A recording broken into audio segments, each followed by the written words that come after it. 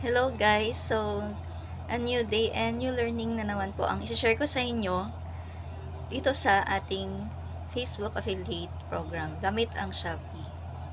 So, nandito tayo ngayon sa aking dashboard at sa next pala na video, kaya abangan ninyo ang tungkol naman sa commission na makukuha natin sa Shopee Affiliate Program. Ngayon, magpo-post na tayo finally ng product galing sa Shopee. Ngayon, pupunta tayo sa dashboard at meron tayong titingnan doon. Punta tayo sa monetize. Pupunta naman tayo ngayon sa affiliate partnerships. So, nandito yung mga products na gusto, kung ano yung gusto ninyo, ay pwede kayong pumili dito ng category. May category dyan.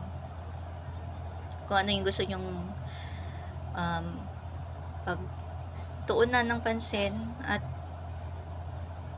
kung ano yung hilig ninyo or kung ano yung mas mataas ang commission sa mga products, makikita nyo dito.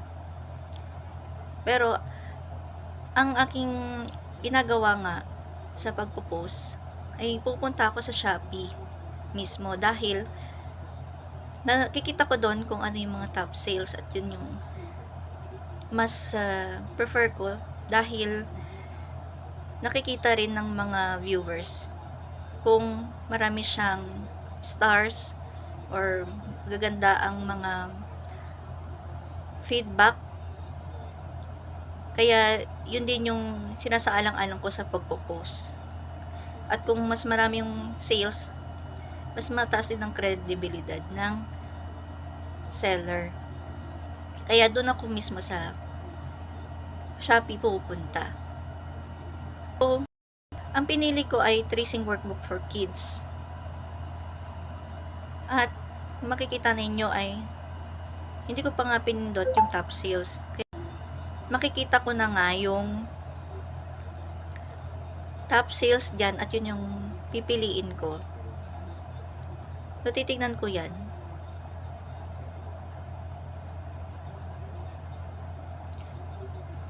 Pa siya, kaya sobrang mura na niya.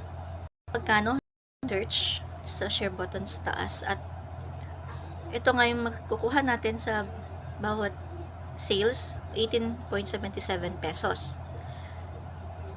Ngayon, kung gusto nyong i-compare yan sa ibang mga products about sa napili ninyo, pwede naman punta lang kayo dun sa share button para makita ninyo kung magkano nga yung makukuha nyo na commission sa bawat products. So, sa pag-post sa Facebook, meron siyang save image dito para yun yung gagamitin natin. So, meron dyan yung save image option. Tapos yung pangatlo dyan, save. Dahil naulit yung pangalawa. Save nyo din yan. At yung pangatlo, na isi-save natin. At yung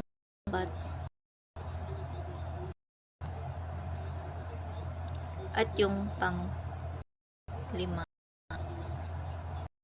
Yan, i-save lang ninyo kung hanggang sa pwede pa. Para ma-browse ng mga viewers ninyo yung mga nakikita at mga laman ng product. Yan.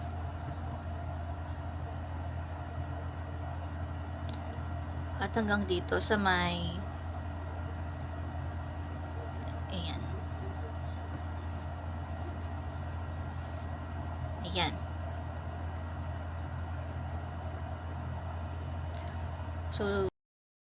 So dito sa Facebook, meron siyang description na dapat i-edit natin pag magpo-post tayo. Parang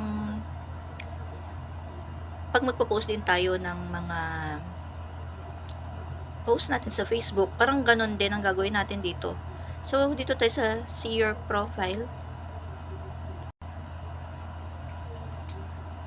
Ayan. At meron nga akong ginawa na post ko, at pwede nyo rin tong gawin. So, dito tayo sa 3 dots, tapos sa may edit post, para makuha natin yung previous na post ko about sa product na to. At pwede natin itong i-edit. So, yan, isi-select all ko lang para makuha ko yan. Dahil i-edit ko lang yan. At copy. Tapos, done na lang. Tapos, punta tayo ngayon dito sa what's in your mind, dito sa may picture. Dun sa reel, pwede naman tayo mag-reel kapag video ang ipopost natin. So, since ito naman yung pwede, yun ang gawin natin. So, nandito na yung mga pwede nating i-post. Kanina yung sinave natin dito sa gallery. So, i-post natin yung pinakaunang picture, which is ito. Ayan. At mag-add media pa tayo. Tapos, kunin na natin yung mga sinave natin kanina. At i-next natin. Tapos, yung what's in your mind, yung description na kinapi natin kanina, i-paste natin dito. Tayo dun sa Shopee at i-get link lang natin. Copy link. Copy at ipipaste natin sa Shopee, ay sa Facebook. I-data siya.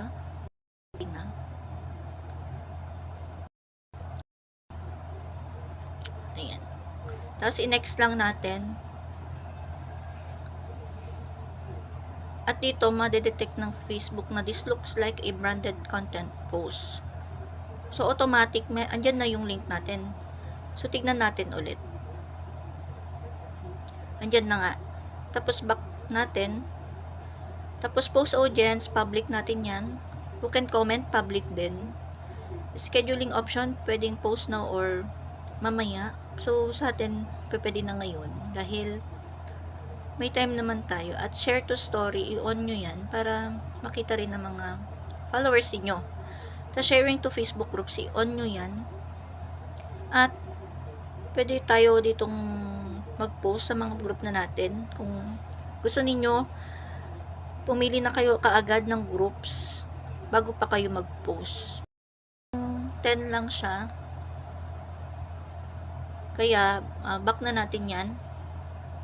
Tapos, sa monetization, tingnan natin. So, tingnan lang natin dito kung naka-add na yung product link natin. Tapos, wala dito. So, sa create custom link, dahil nag-post or nag-copy tayo ng link from Shopee. Ayan, wala siya. So, ipopost natin yung nakuha nating link kanina dito ulit. At i-click natin yung link dyan. Tapos, add paid partnership label natin. Click mo yan at i-save natin. Tapos, i-save mo lang yan para ma-save na. Tapos, kung pwede na siya, looks good na, post mo na yan.